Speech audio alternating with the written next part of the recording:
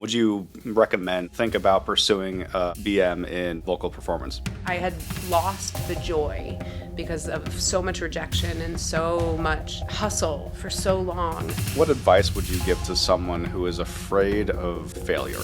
Why am I doing this? I do not have to do this anymore. Why did you? I don't know.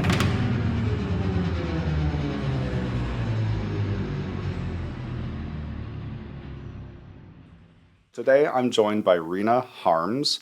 She is an opera singer. She's also a music nonprofit arts administrator. She does a lot of different exciting things. She's also a mother. And I'm really excited to have you on this new podcast that I'm starting. Thank you. I'm excited to be here.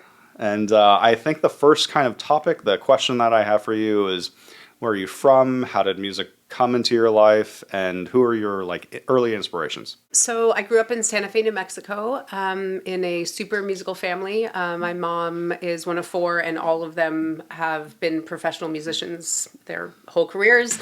And my grandfather and my grandmother were exceptional, amateur musicians, so a cellist and a pianist. And then so I grew up with music, a lot of classical music. My mom and dad loved the Grateful Dead growing up, and that's great jazz. Classical music right there. So we had a lot of different genres in the house. I remember listening to the record player with my dad. Just that was just one of the things we did after dinner, which was really special. And it wasn't like, do you want to play music? It was like, what instrument are you playing? So I really, really wanted to play oboe, and my dad was like, no way, that is so annoying. And so they needed a trombone player. So I played trombone in band and then cello at home because we're a family of cellists and that seemed like the thing. But I didn't practice enough, and my grandfather was my teacher and he got very mad at me. So I ended up just, knowing that I wanted to be an actress and wanted to be a performer. I've known since I was 3 years old. I did my first play when I was 4. I was a mermaid in an outside production in the valley in New Mexico, and I had to lay in a stock tank until they came to get the magic water from me. But I got thirsty, so I drank it all in the performance. There was none in the water bottle, and I had to ad lib, and it was my moment. What is it like to grow up in a musical family? Is there pressure? Is there fun? I'm sure there's both. What was it like for you? My parents made me feel like I could do anything, and I think that's the best thing that they did for me was that my dad was a plumber and my mom was a teacher in the public schools, and I was like, of course I can be a famous opera singer like that. Totally, wow. Why not, right? Yeah. So they made me feel really unstoppable and really, really encouraged and supported. My grandparents actually moved from New York to New Mexico when my mom was in high school. So they had my mom grew up going to Carnegie Hall, and they lived north of the city, but she would just take the train in to go to ballet, and so she was just really, really immersed in the city. And so I think going to hear concerts. Also, my mom was a choral conductor, so she always had her own groups. We just did that. That was part of life. You were of course, we have 3 concerts this week. All right, let's go. And it was expected that my sister and I would just, be there and enjoying the music. Did you have fun? Did you enjoy it at the time? Yeah, I think some was oh my gosh, and some was really magical. Give me an example of one that you were this is magical, and one that you were oh my gosh. I remember my mom prepared the choir for Verdi Requiem, and I got to hear that in the Lensic, which is this beautiful old theater in Santa Fe, and my hair was blown back by all the sound, and I remember that experience just being oh. And then there was when I was in high school, I had a teacher named Janice Felty who was a mezzo-soprano, and she lived in Santa Fe, and she was performing a new work. It was a 2-hour pointillist new music piece where the only words she said were "snow falls," and my grandfather, who loved music and was he would be halfway through. It was so long, and it never changed. Never changed. It was the same snow falls, No. Would you call that like contemporary? Like Very contemporary, like, yeah. but I don't even know, like, there wasn't even a melody. It was just Yeah. sort of, I don't even know where she was getting the notes from. Like, there was, I think, a pianist with her, but it would be like beep boop. Could you talk about high school bridging into college? How did you decide what to study? I ended up going to the Manhattan School of Music Wow. for. I was a mezzo soprano at the time because I did a lot of belting, and so I went in as a classical mezzo soprano, Incredible. and Could you talk about the application process and the just getting into a school like that, because it is a very prestigious, well-known university. I did the Boston.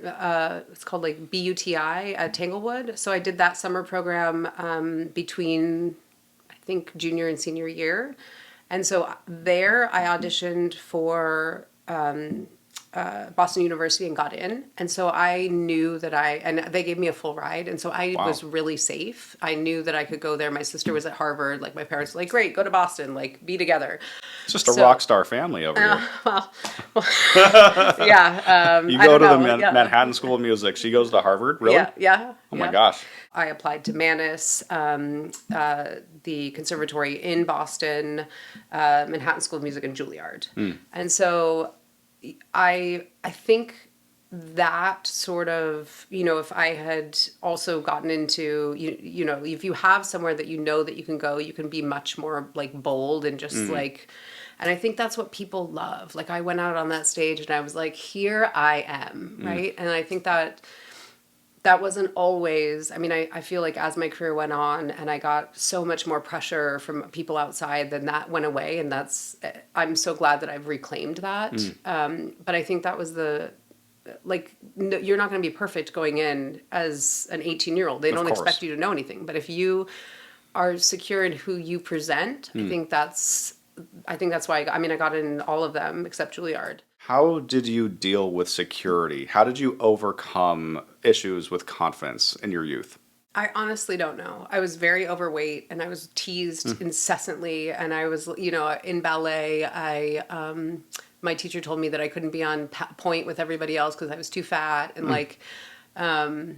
I had so I have since figured it out, but when I was young, I have an allergy to wheat and barley, and so I was like having an anaphylactic reaction. So they thought I had really bad asthma. So I was on steroids for many, many years, and it made me blow up. And I could never lose weight, and I was so active. And so I honestly don't know. I don't know where that came from. I just had so much passion for storytelling on stage that I felt like, and I mean, there were plenty of times I was, crying in my mom's arms because I didn't get the part or whatever, right? It's not like I was just, Miss Perfect. No, of course. But for whatever reason, there was a kernel that just told me that I could do it. And I don't know how to teach that. I don't know how that, like, I don't know. But when I have shown that on stage, when I have been fearless, when I have sung from that kernel and that heart, it's a totally different experience for everyone. It's hard to teach something like that.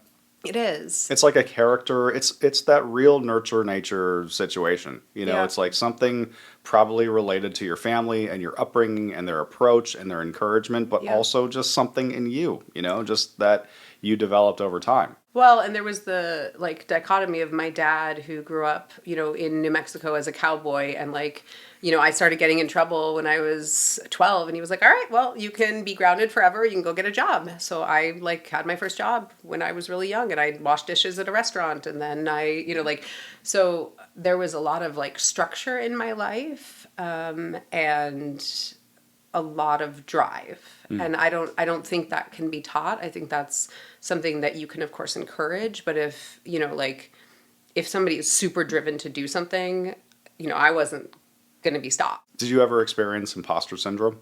Oh my gosh. Once I was fully out in my career, because I went to Manhattan School of Music and then I auditioned for my master's at MSM and at Juilliard. And I did not get into Juilliard. I did get into MSM, but then I had switched from mezzo soprano to soprano between my sophomore and junior year. But because I was on a mezzo scholarship, I had to keep singing mezzo at school, even though in the, elsewhere I was a soprano. So my first ever audition out, like as a full soprano, was for LA Opera for their young artist program, and I got picked. So I didn't do a master's. I just went like straight from little, Manhattan School of Music, 4 years, not little that, little me as like a little person at, and went to LA Opera and was like on stage with Renee Fleming. Wow. My first month. What did you graduate with? What was your degree? Bachelor of Music in Vocal Performance. Would you recommend that to someone who has similar passions, similar skill sets?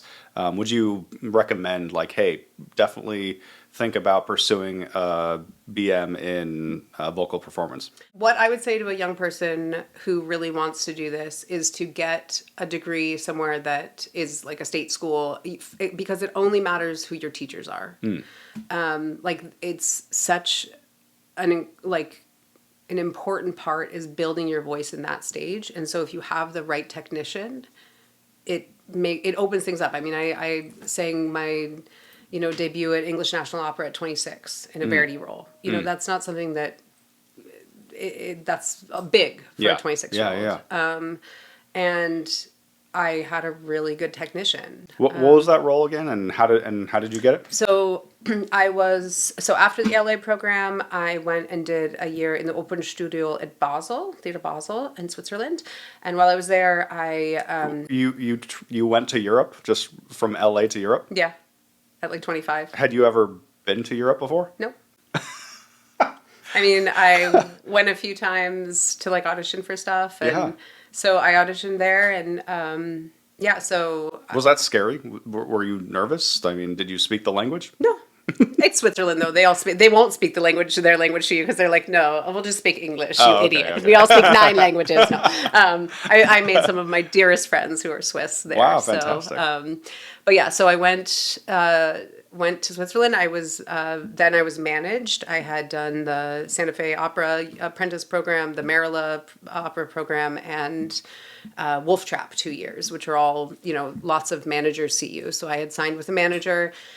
And so between the very hectic schedule as a young artist or in the open studio there, I went to English National and sang an audition. They hired me for Amelia and Simon Boccanegra. Could you give more details about just how you go from graduating, performing, and then being managed? What are the pros and cons of being managed as an artist? I had a very driven first manager, and she, got me some really important stuff right away. But I had high exposure. Like, I got to sing Mimi under, Placido Domingo's baton, never having been on stage. I was like 4th cast Mimi. I didn't even get to try the set. And so like I get on stage for my first entrance, and you knock and he says, come in, and then you're supposed to open the door. I could not get the door open. I kept like yanking and yanking and yanking, and it was a push. It was a push. Oh my God. And hey, we've all done that, but none of us have done that on stage. Not for a full house at LA Opera, and Placido was just there waiting. Oh my gosh. But, I had some really... It's that dramatic tension. Yeah, he just kept it. You meant to do it. And the whole time he just sang to me, like from the pit with it, he would mouth the words. It was actually a very magical experience.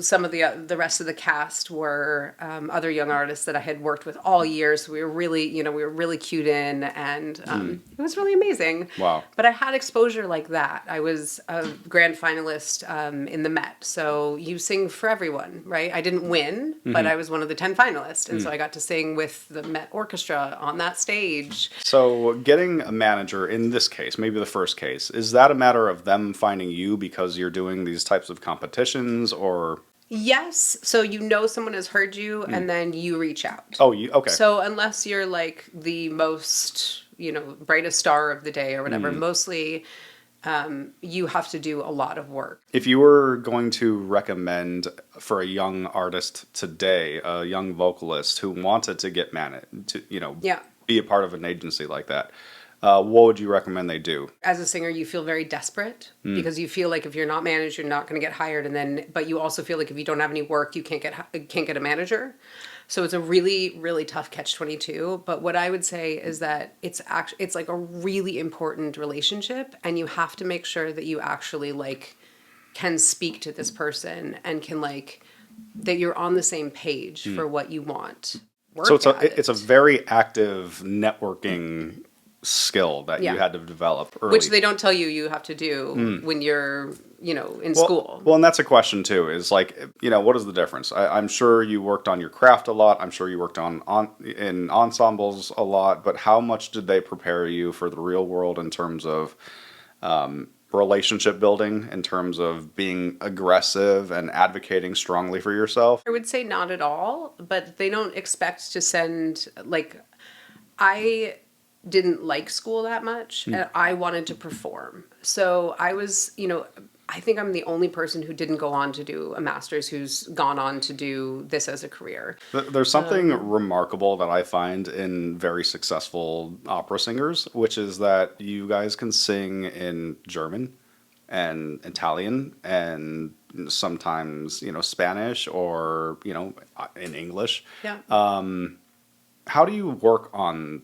multiple languages? I don't speak them all. I actually find languages quite difficult. That's something, everyone has their thing. I'm always like, oh, but you learn how to pronounce things and you dual memorize it. So you memorize the sound and the meaning. And so it's sort of like as if subtext is running alongside, but you have to do it at the same time. Why is understanding the meaning? Why is understanding that dual thing going on? Because I'm an actress.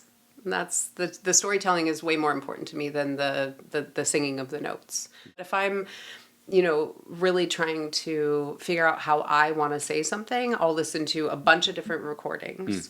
And mostly I try not to listen while I'm doing like my initial learn because I want to, I definitely don't watch somebody else do the role if at all possible because I want to bring what I want to say to it. But that's hard. I mean, one of my big roles was Madame Butterfly, and that is like so iconic and everything. Like there's a lot of stuff that's not on the page that is like you must do it or you are like booed off the stage. And how would you know that if you hadn't listened to recordings and gone back? So it's a balance. But some of my like most fun has been creating roles or doing roles that are so off the beaten path that nobody knows them and you could have freedom. After I was in Basel, I went freelance for a while and then I did a year in Braunschweig, Germany as a fest singer. And as a what? A fest singer. What's that? It means you're fixed to the house. So you get like, it's sort of like a Broadway contract. You get like a weekly or a monthly salary and you do what they need you to do for that year. How much was that salary? Oh, it was nothing. I don't know, like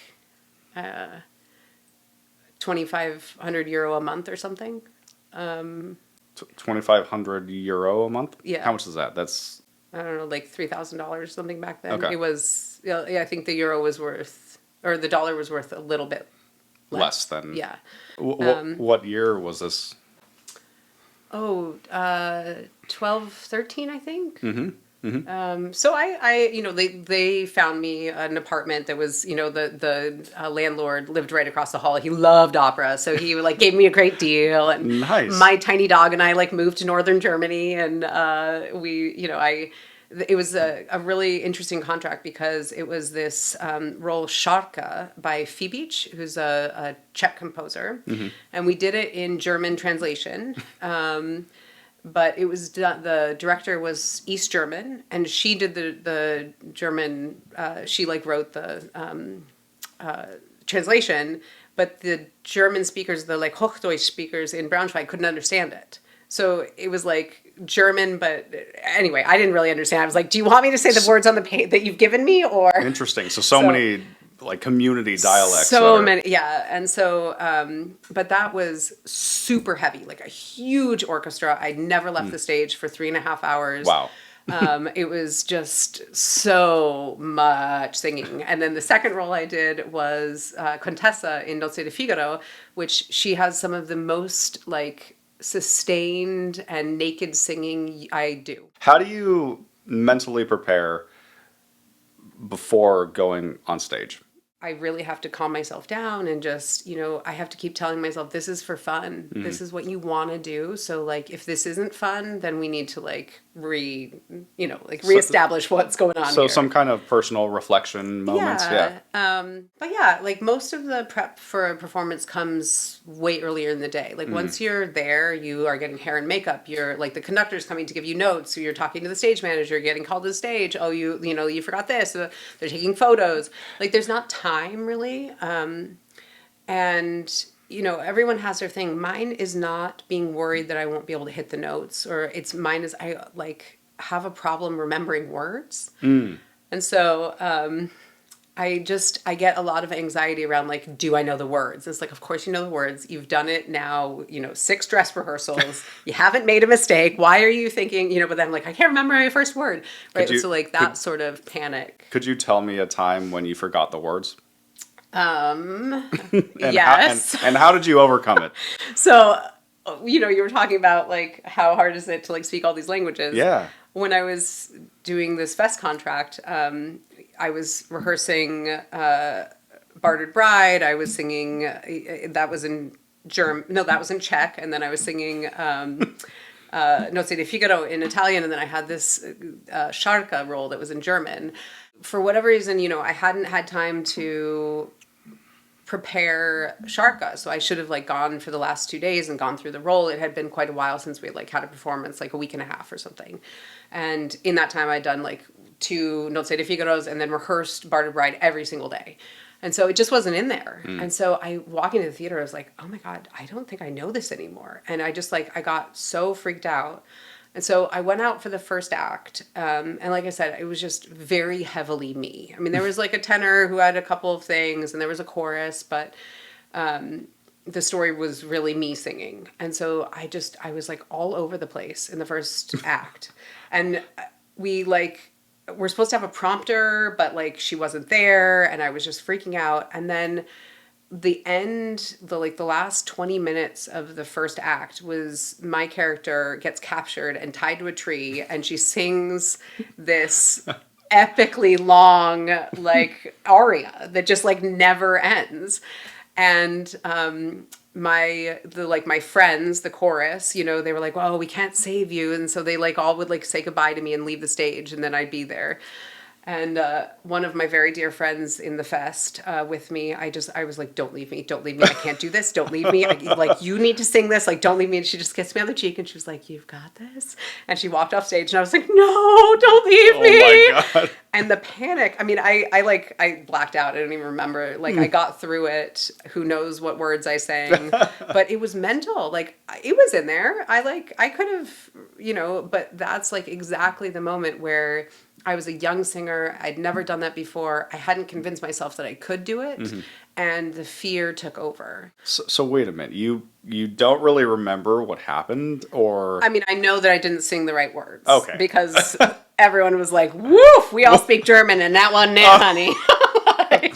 It's especially stressful when you're in that speaking country. What came out? I mean, was it?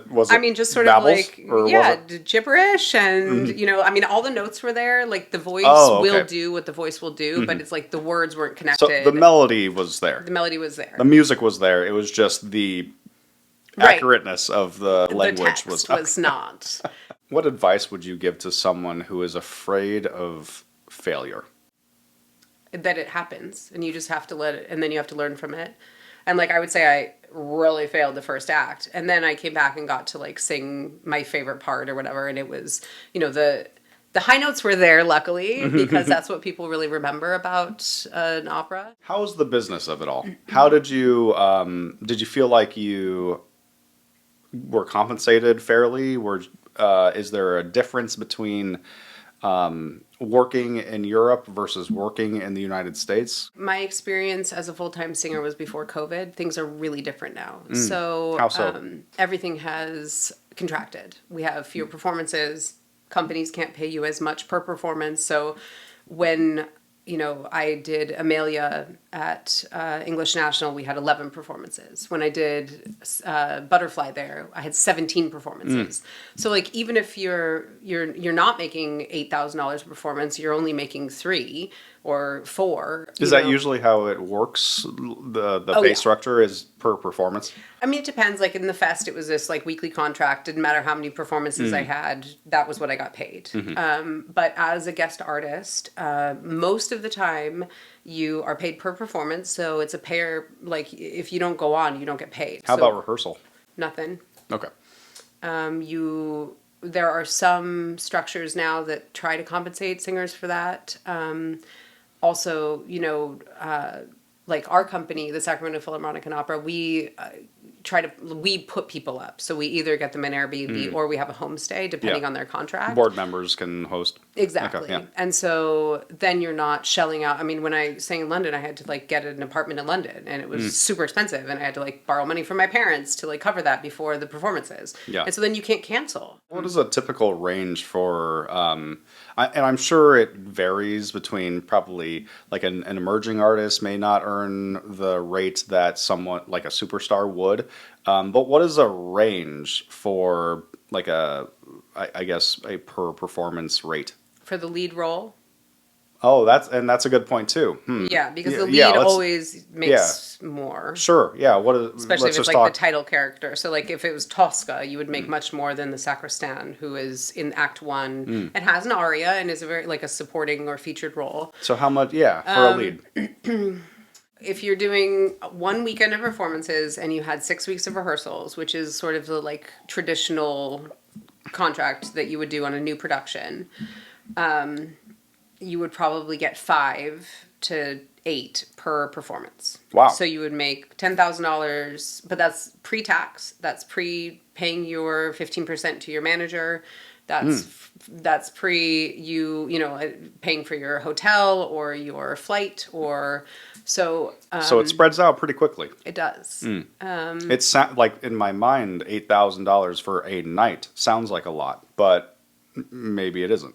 It really depends. If you're doing a lot of performances, so if you're doing even 5 performances, then it'd be lower. It'd probably be 4 per performance. I see. Because they are, we call it per performance fee, but they do take into account that you've spent 6 weeks here feeding yourself and, like. Is it really 6 weeks of preparation or? At least a month for a new production. If it's something that's like, we did this chamber opera at the SPNO, and we did that in like 11 days, and it was too quick. We needed 12. Like that was also a 1 act. It was only 90 minutes.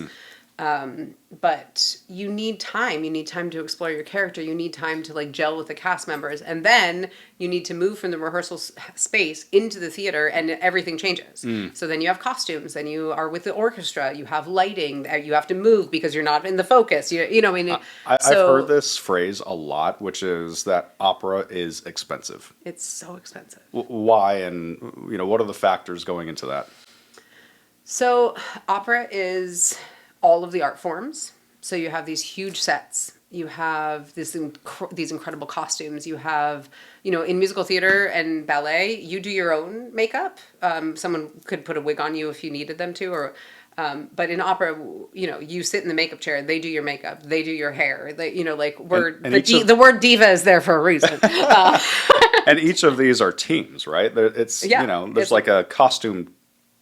And they're all team, union, exactly. Yeah. They're all union, so they, have really good pay and breaks and all those things. It's amazing. What else?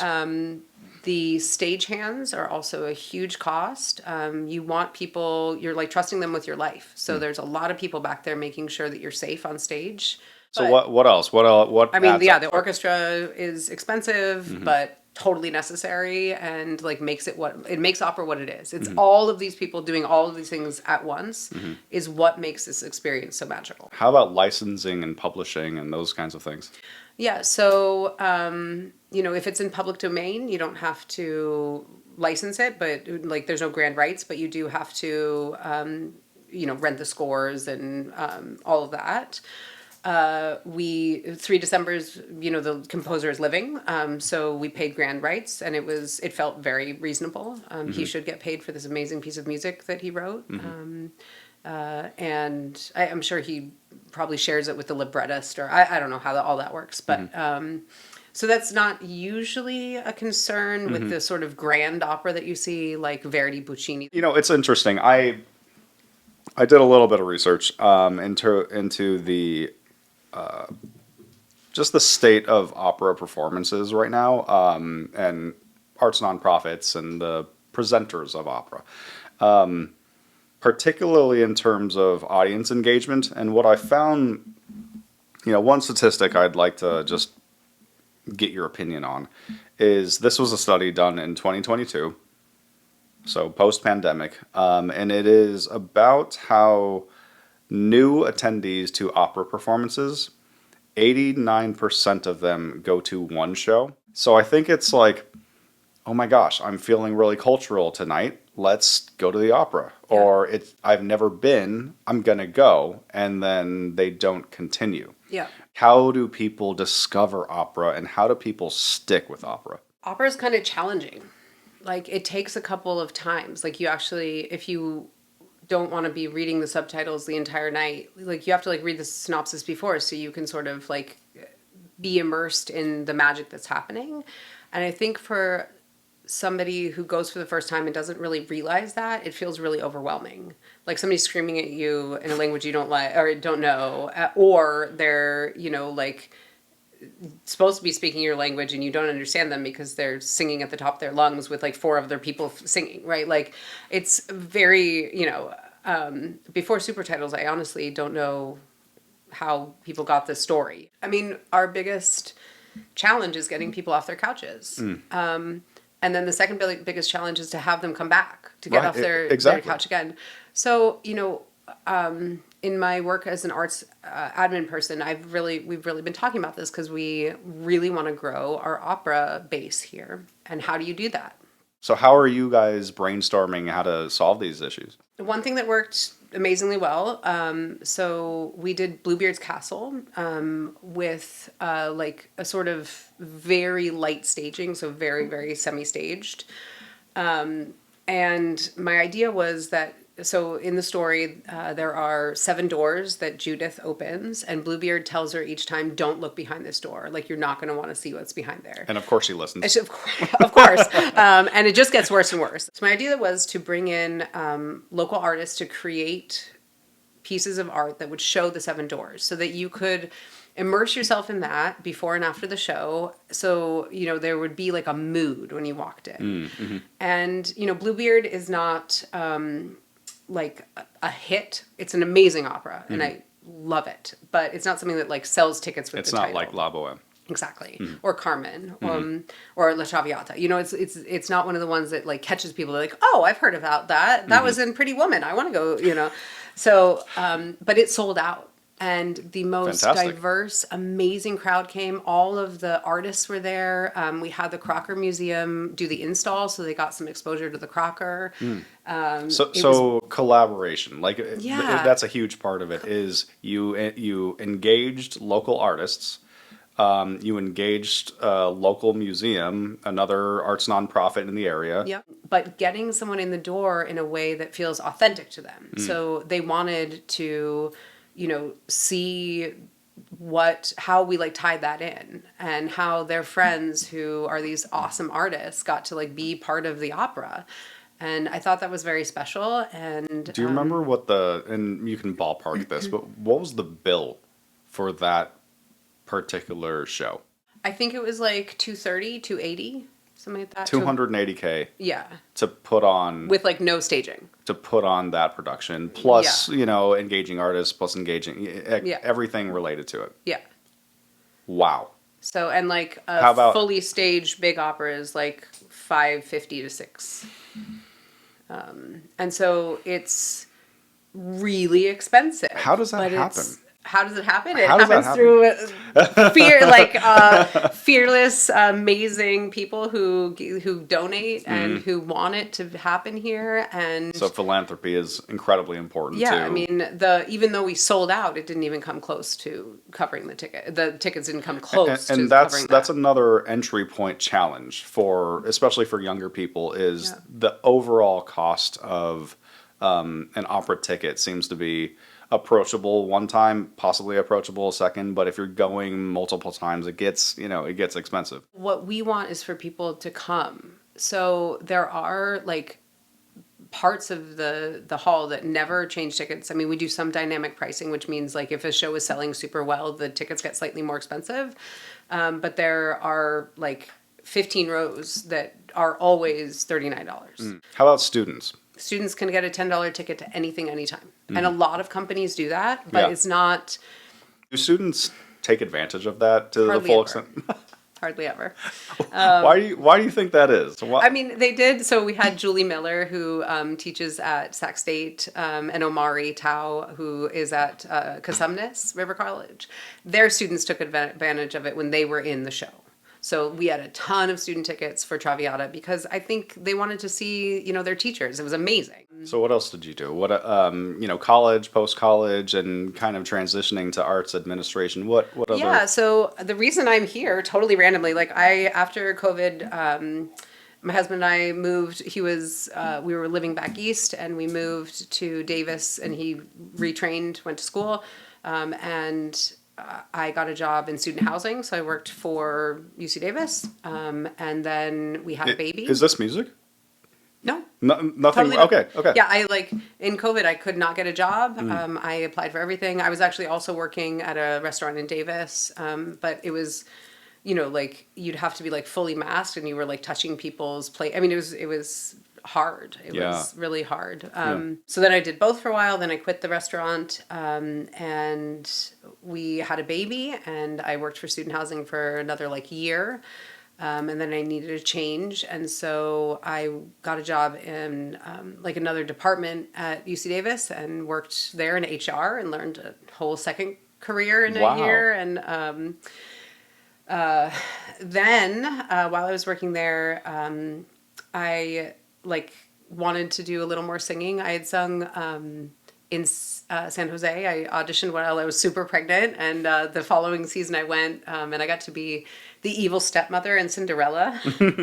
My daughter loves to hear about the story, and she was like, "Oh, you were the evil step." So, and she actually saw it. They had she was like 8 months old or whatever. It's exciting to be evil. Oh, so cool. So I had bright red hair. It was great. So that was great. And then I went back later for Tosca that same season. So I was trying to like get back into it a little bit. And so I emailed Giuliano at the Sacramento Philharmonic and said, "Hey, I'm a singer. I'm in the area if you ever need somebody." And then they needed somebody. So they just a few weeks later, they were going into production for Pagliacci, and their Nedda completely lost her voice, couldn't even speak. And so I had actually I had been in Northern California for 3 straight years, and then I took a flight to go see my best friend with my baby, and I left. It was the first time I'd been apart from Dan, my husband, and we flew to Austin. And I get home, land, and I have 8 messages from Sacramento number, and it was in my Facebook Messenger and all of this stuff. And Giuliano was tracking me down. Oh, he gets the job done. He does get the job done. So I called back, and he was like, "Hey, we really need a Nedda." The conductor was someone I had worked with who I loved. And so I was like, "Oh, I'm in Austin." He was like, "Well, can you get back on a flight?" And so I just gotten there with my little girl. I hadn't sung the role since 2008. It was 2023. So that's a minute. But I pulled the score up on my screen, and I flew back, and I did one stumble through rehearsal with maestro and a pianist, and then I stood on the side of the stage and sang my heart out. And the girl who had rehearsed the whole time, she did the action. Mm-hmm. So I'd never even met any of the cast, and so it went great. On my way to the theater, I turned to my husband and I was like, "Why am I doing this? Why am I doing this? I do not have to do this anymore." And he was like, "You just can't say no." And I was like, "I know." Why? Why did you? I don't know. The need to be out there performing and sharing my like a story is just so ingrained, and it hasn't dimmed. Like I thought, like, you know, I've when COVID happened and I thought I wouldn't sing again, my biggest regret was like not enjoying the amazing things that I had been through. Because I was so worried about getting hired again or like getting a bad review. It was like, I got to sing like the Minghella production of Butterfly is my first Butterfly. That's like the one that the Met does. It's with the puppets. It's the most magical, incredible production. I got to do it 17 times in London. My face was Wow. it was in the tube, right? Like I Wow. was like famous for a day. And I didn't enjoy it at all. I was so worried. I could not I had lost the joy because of so much rejection and so much, like hustle for so long. And so, I thought maybe good, I'm done. I'm going to move on. I'm going to have a baby. I never thought I would have a baby because I always wanted the career. I always wanted, we have a beautiful girl. Like, I remember that performance, and I imagine that a lot of people came up to you afterwards and like, who the hell is this? yes. Like, why isn't she, taking more of a center stage? And I know that since then, you've done, a variety of different roles in Sacramento and likely elsewhere. Yeah. So how's it been kind of getting back into the swing of things like that? I mean, like I said, like I feel so much more joy. And I think it really, and also a lot of freedom. Like I am in my 40s now. I'm not worried about hurting my voice. Like I have a really wonderful new teacher. After I had Cora, I wanted to change teachers. A lot happens in your voice when you have a baby. And so I feel armed with joy in a way that I wasn't for the last many years of my career, pre-pandemic. And so, I mean, I have said yes to some really cool contracts this year. It makes my life very complicated, but I'm singing my first Lady Macbeth in a couple of weeks, in early October. And it's a role I've always dreamed of. And then I'm covering the most incredible soprano doing Turandot at Dallas Opera later this year. And then I have some more offers for next summer at a really big house. So Fantastic. it's great. And I think the difference is that I don't have to do it. So it comes from a different place. Like I could never say no to anything when I was supporting myself as a singer. With your career in performance, taking a break, living as vagabonds, traveling in different locations, now as a full-time arts administrator, I guess what advice would you have for someone pursuing this type of career? Is it about flexibility? Is it about being nimble? What would you say? I think my biggest advice would be to find joy in all of it. I've been to amazing places and seen the train and a hotel room and the opera house because I was so focused, right? And I could have taken a walk in the park or done, to find something that is for you. So that because this career can be very lonely and very very exposed. You're always on display, and to find something that makes you happy as a human, whatever that is, anime, knitting, a family, I don't think there are rules like there used to be. I'm the director of opera now, and I still get to sing, and I never ever thought that could happen. So I think your experience in opera gives you a unique point of view to be successful in this role as well. Well, that, and I feel, even administrators who did do this for a long time and then haven't done it for a while, you forget what it's like to perform. Yeah, to perform and to walk into a room with 50 strangers and scream on pitch for an hour, right? Just that first rehearsal, how much anxiety there is. Will the director not like you? Will the conductor not like you? As I continue to do it, I have so much empathy and so much wow, I'm still doing this. I still need, I get it. Yeah. right? I get it, and I will support you in any way that I can. And That's I think wonderful. that's really important. And I wish more companies would, singers are amazing. Like the amount of things we do, like with remembering the staging, moving in a 50-pound costume, having this giant hair, singing with the conductor, with the, making sure the orchestra's with you, Learning 40 languages. yeah, exactly. Like you have so many things that you're doing all the time. Well, Rena, thank you so much for taking all this time. I really appreciate it. It's fun. There's so much valuable experience that you bring to this profession, and I'm just really grateful to have you as a friend as well. Yeah, thank you. This has been really fun.